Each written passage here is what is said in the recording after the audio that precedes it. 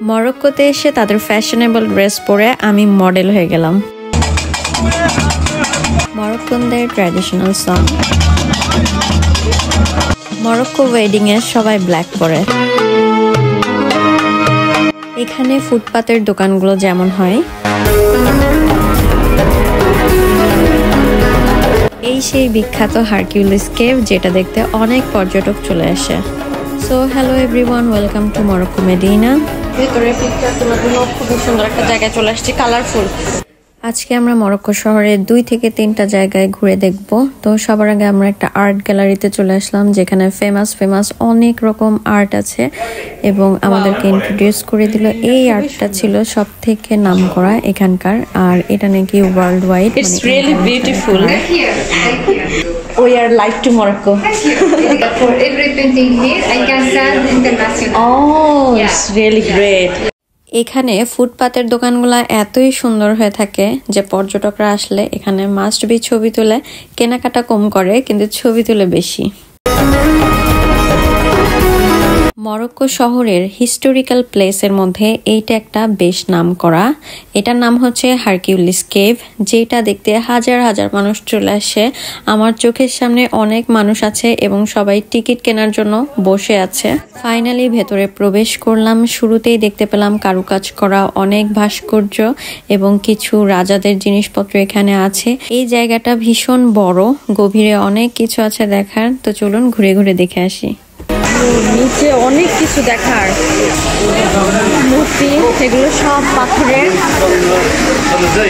মা আস্তে আস্তে অনেক নিচে চলে আসছে, অনেক আগেকার খাঁচা। ও মা, ওখানে বানর।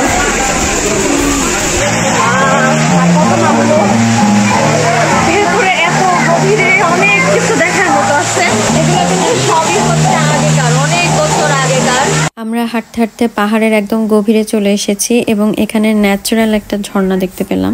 মরক্কোবাসীরাও অনেক আগে মেষ পালন করতো, যাতা ঘোরাতো, যেগুলো পুরাতন নিদর্শন ছিল সেগুলো সব এখানে আমি পেয়ে গেছি। আর এখানকার কালচার অনুযায়ী তাদের মিউজিক, গানগুলো কেমন হয় সেগুলো কিন্তু শুনতে পেয়েছি।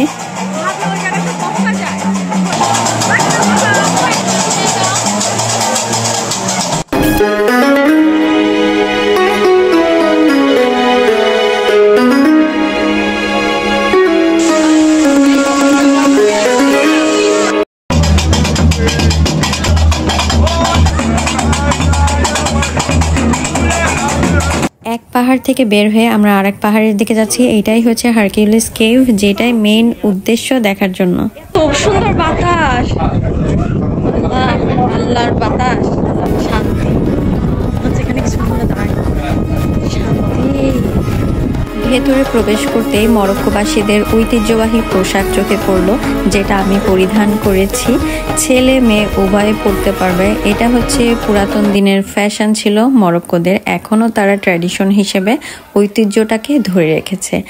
এখানে চারিদিকে দেখতে পাচ্ছি ছেলে মেয়ে উভয়ে পড়েছে, ছবি তুলছে এবং আমাকে পড়তে সাহায্য করেছে এখানকারই একটা মহিলা। আগে যে ফ্যাশনটা ওদের ছিল সেটা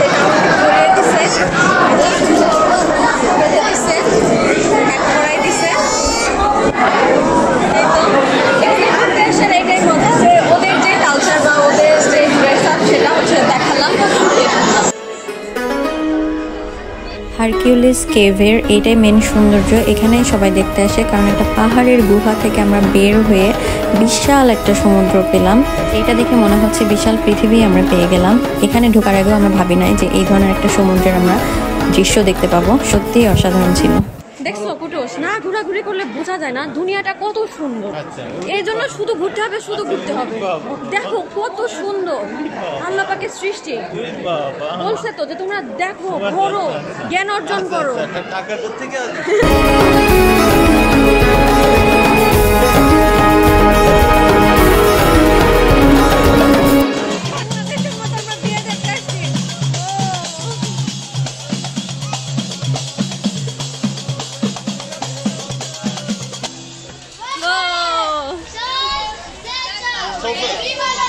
বাংলাদেশের বিয়ে দেখলাম।